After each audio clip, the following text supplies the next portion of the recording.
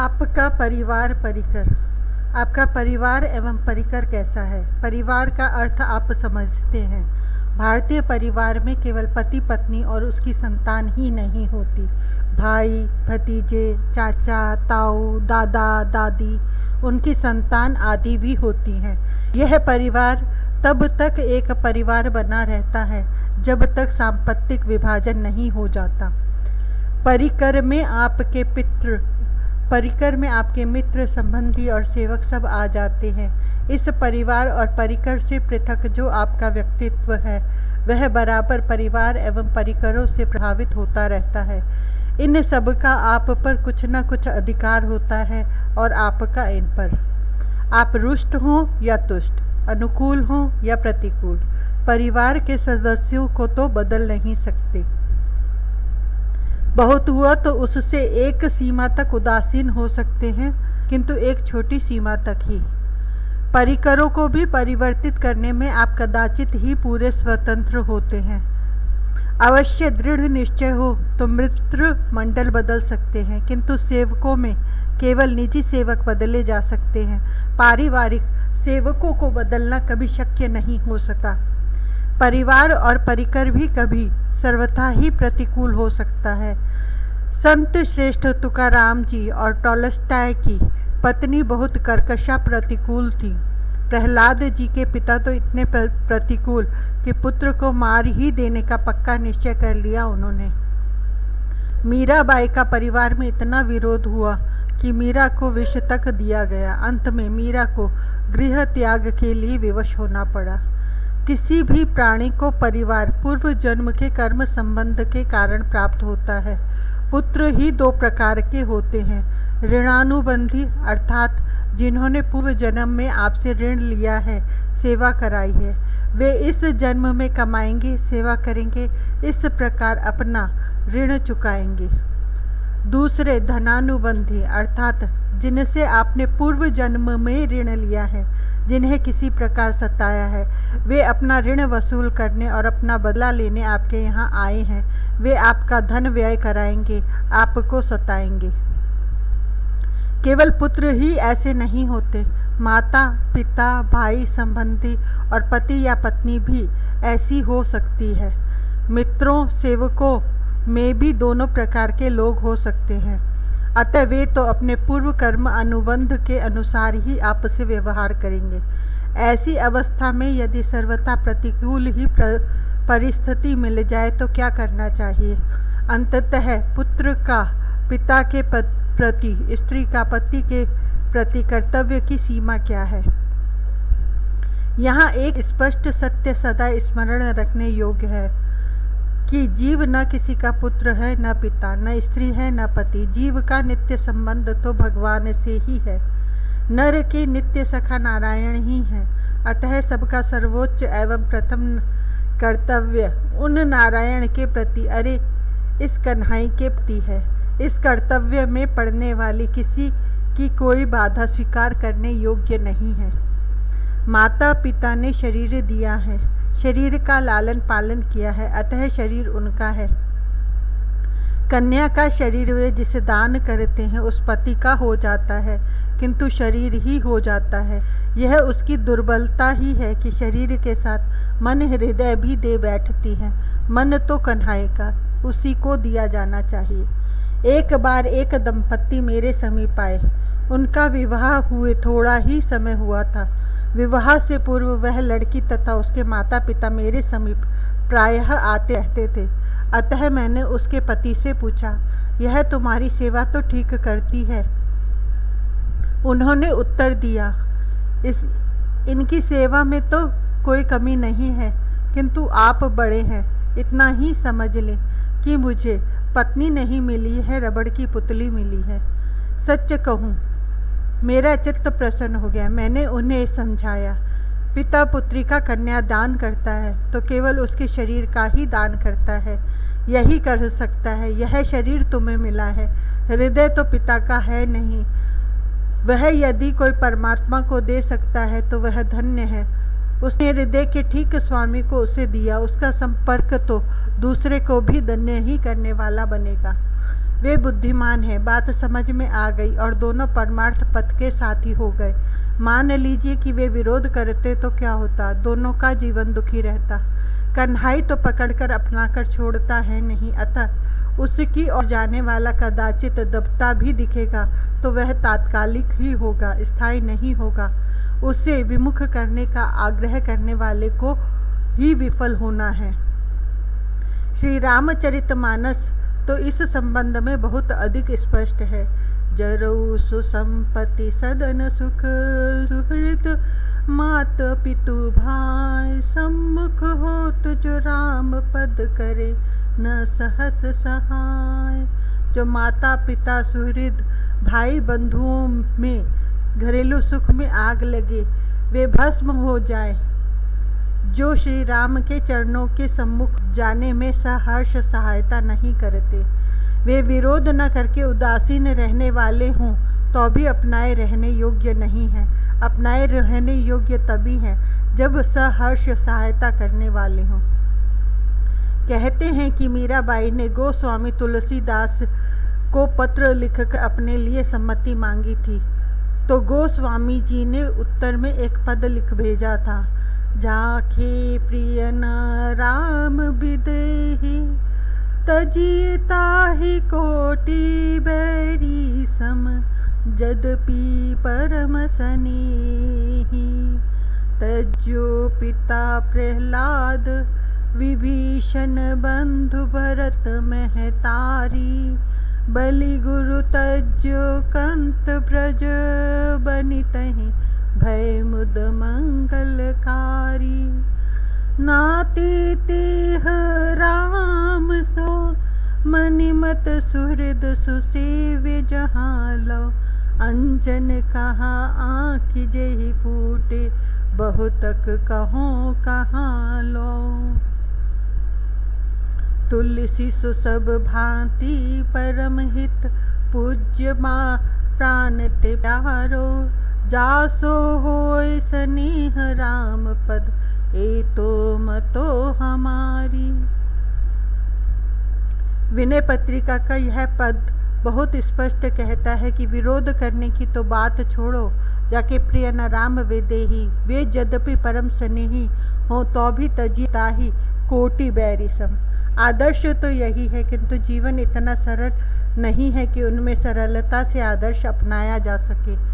अतः कोई मध्यम मार्ग निकाला जाना चाहिए। एक सीधा सरल मार्ग है कि आप कन्हई को भी अपना कोई आत्मीय बना लो, मन से मान लो, किंतु कोई ऐसा आत्मीय जिसकी आपके जीवन में सचमुच मांग हो। जिसके 4 पुत्र हैं, एक भी है, वह यदि इसे पुत्र मानेगा तो उसकी मान्यता में सच्चाई गहराई आने की संभावना कम रहेगी। उसका हार्दिक प्यार अपने लौकिक पुत्र पर ही अधिक उमड़ेगा। अवश्य यदि उसका लौकिक पुत्र उसे कष्ट दे रहा हो तो उसका अनुराग कन्हई पर उमड़ सकता है। अनेक और संबंध हैं जो आपके जीवन में अभिष्ट हैं और प्राप्त नहीं हैं। श्री नामदेव जी तो भगवान पांडुरंग पंडरीनाथ विठ्ठल को आई माँ कहते मानते थे। त्वमेव माता च पिता त्वमेव। यह नंद नंदन तो सर्व रूप है, इसलिए इसने पुरुष ही रहने का कोई व्रत तो ले नहीं रखा है। गोस्वामी तुलसीदास श्री रघुनाथ जी के विनम्र सेवक हैं और सेवक के लिए अपना आग्रह शोभास्पद नहीं है, इसलिए वे कहते हैं तो ही मोहि नाते अनेक मानिए जो भावे। लेकिन आपको जो प्रिय लगे, जो अत्यंत आवश्यक लगे, वह संबंध मान लीजिए। आपकी मान्यता सच्ची होगी तो कन्हई उसे मान ही लेगा। आपका पुत्र या भाई असत पुरुष निकल जाए तो अंततः संसार में जो अत्याचारी हिंसक गुंडे हत्यारे हैं, वे किसी के पुत्र भाई आदि हैं या नहीं, उन्हें निभाने का मन न हो तो भी निभाना पड़ता है। कन्हई को जब आप अपना कोई आत्मीय मान लोगे तो दूसरों की प्रतिकूलता के मध्य में रहते भी इसे अपना रहने का आंतरिक बल आपको प्राप्त होगा।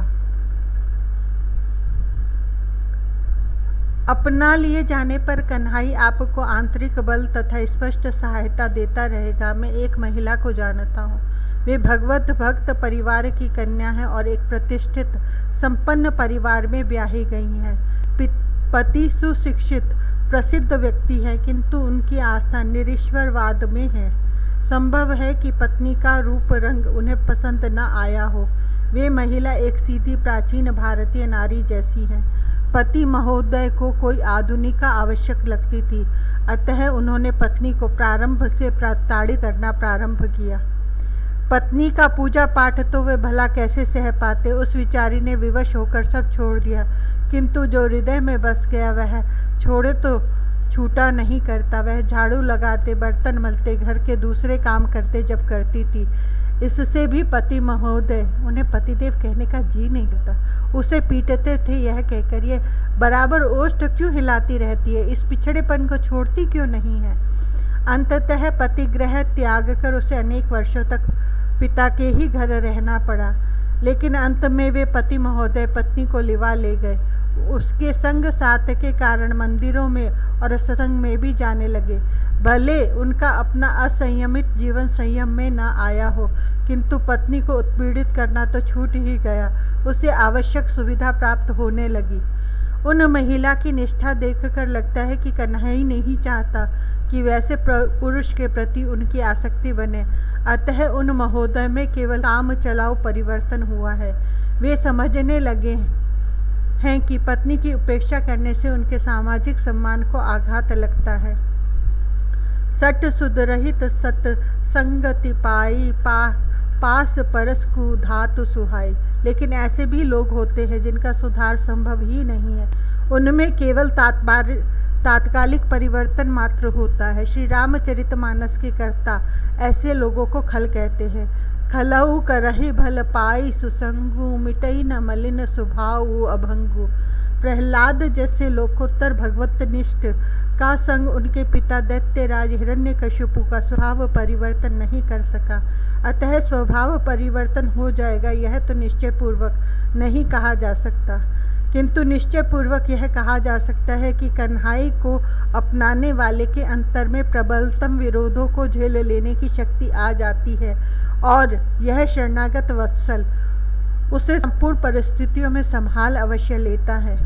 आप अपने परिवार परिकर तक ही सोचकर बस मत करो, उसमें कन्हई की भी गणना करो, इसे भी आत्मियों में सम्मिलित करो। मैं एक परिचित की बात करता हूँ। वे अपने उत्तर जीवन में अकेले तीर्थवास करने लगे थे, किंतु कोई उनसे कहता आप यहाँ अकेले रहते हो तो चिढ़ जाते थे। कहते थे अकेले तुम रहते होगे, यहाँ मैं रहता हूँ और मेरे गिरधर लाल रहते। उनका कहना था मनुष्य के आसपास दूसरा मनुष्य न हो, पशु पक्षी कीड़े चींटी चाहे जितने हों, वह बेचारा तो अकेला ही है।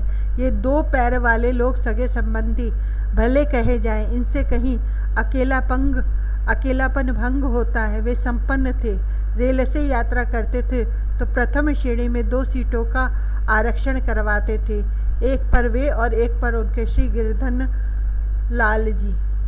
लेकिन यह तो हुई परिवार के या उसके किसी सदस्य के प्रतिकूल होने की बात। सदा यह प्रतिकूल परिस्थिति ही नहीं मिला करती, अनुकूल परिस्थिति भी मिलती है और प्रायः मिलती है। जब अनुकूल परिस्थिति मिलती है तो भगवत स्नेह 1+1 बराबर 2 के हिसाब से द्विगुण ही नहीं होता, वह 1 और 1 11 के समान हो जाता है। नरसी मेहता, विद्यापति, एकनाथ जी जैसों को पाकर पूरा परिवार अनायास कृतार्थ हो गया। आज भी ऐसे अनेक परिवार हैं जिनमें एक व्यक्ति के कारण परिवार के लोग भगवान की ओर बढ़ने की प्रेरणा पाते हैं। ऐसे व्यक्ति परिवार प्रमुख ही हो यह आवश्यक नहीं है। एक मित्र हैं, संपन्न परिवार के हैं, 3 भाइयों में सबसे छोटे हैं, उपार्जन में प्रारंभ से रुचि नहीं लेते, केवल भजन और सत्संग। होना तो यह चाहिए था कि वे परिवार में उपेक्षित होते, किंतु परिवार में सबसे अधिक प्रतिष्ठित है। पिता और दोनों बड़े भाई उनका अत्यधिक आदर करते हैं। भतीजे जो पिताओं का अनुशासन नहीं मानते और अब उपार्जन करने वाले हो गए हैं, उनके सामने अवज्ञा नहीं कर पाते। ऐसा अनुकूल परिवार सौभाग्य से प्राप्त होता है। यह बात तो ठीक है, किंतु ऐसा परिकर बनाने का प्रयत्न आप कर सकते हैं। यदि संयोगवश आपकी सेवा में कोई भगवत भक्त मिल जाए तो उसकी कुछ त्रुटियों को सहकर भी उसे अपनाए रहना उचित है। आपके आसपास भगवत भजन एवं चर्चा करने वाले लोग भी होंगे। संसार में सर्वदा निर्दोष कोई नहीं होता, अतः कुछ दोषों की उपेक्षा करके भी ऐसे लोगों से परिचय मैत्री करनी चाहिए और उसका निर्वाह करना चाहिए। आपका परिवार परिकर जितना कन्हाई के उन्मुख होगा, आपकी रुचि प्रीति बढ़ाने में उतना ही अधिक सहायता सुविधा आपको प्राप्त होती रहेगी।